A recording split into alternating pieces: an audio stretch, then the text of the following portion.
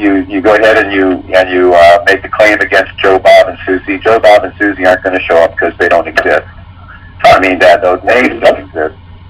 But no, they'll show up.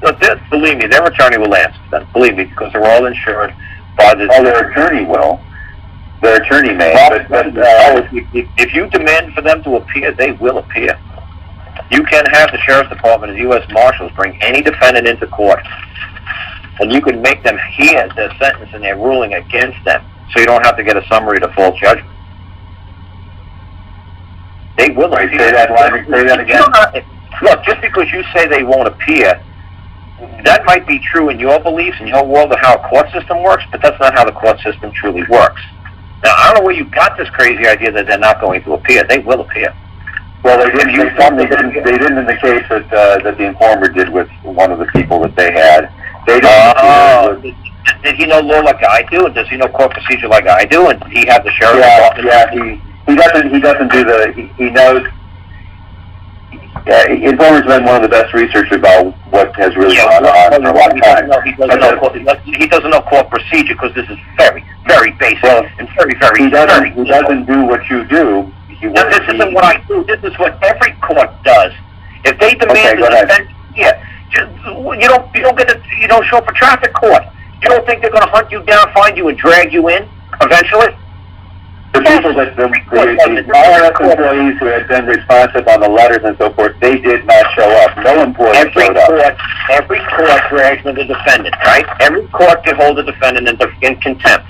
They can go out there and go get that defendant. What makes you think, if you name somebody as your defendant in your case, what makes you think you don't have the same authority, power, and control over that person that any other court does when a defendant doesn't show a traffic court? A little stupid traffic court for parking tickets, for $5 parking tickets. They got their capacity. They got the ability to drag the defendant in. Okay, well, that's really kind of what I wanted to ask was how do you do these things in the context of what you're doing? How do you get that? How do you actually order the court to bring them in?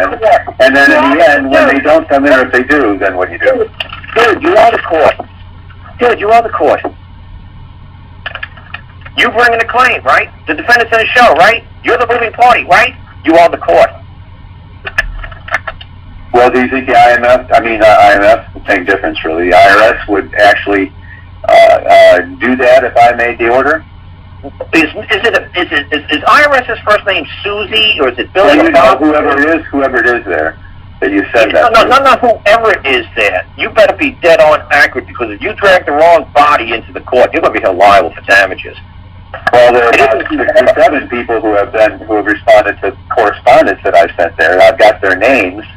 Yeah, you got their names, but are you holding them in a capacity as a man or a woman? Or are you holding them in their official capacities and with immune?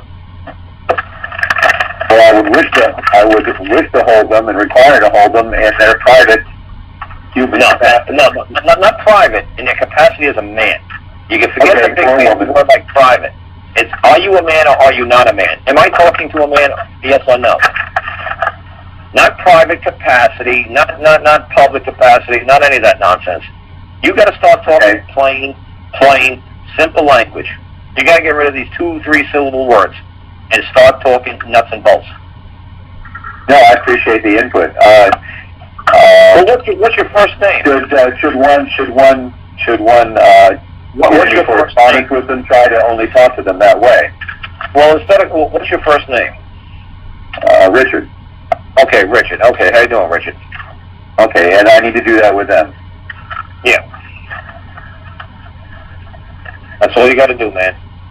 Hold them in the capacity and status of a man. Every man knows that they cannot hurt another man. They know that's rule 1 on planet Earth. No matter where you go in this universe, it's into the galactical common knowledge that no man may hurt another man. It may cause no harm, no injury, no nothing. How tough is that to figure out?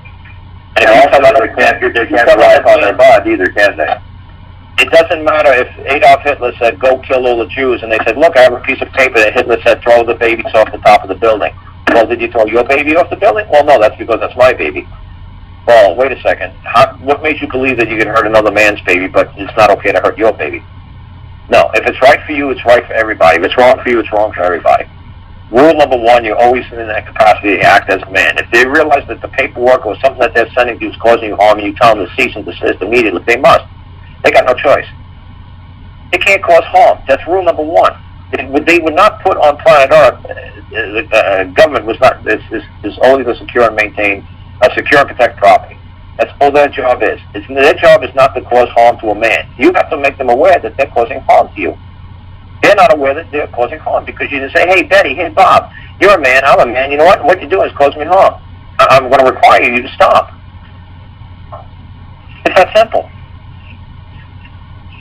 And that's what you say to them. Stop, and they refuse to stop, you drag them into court.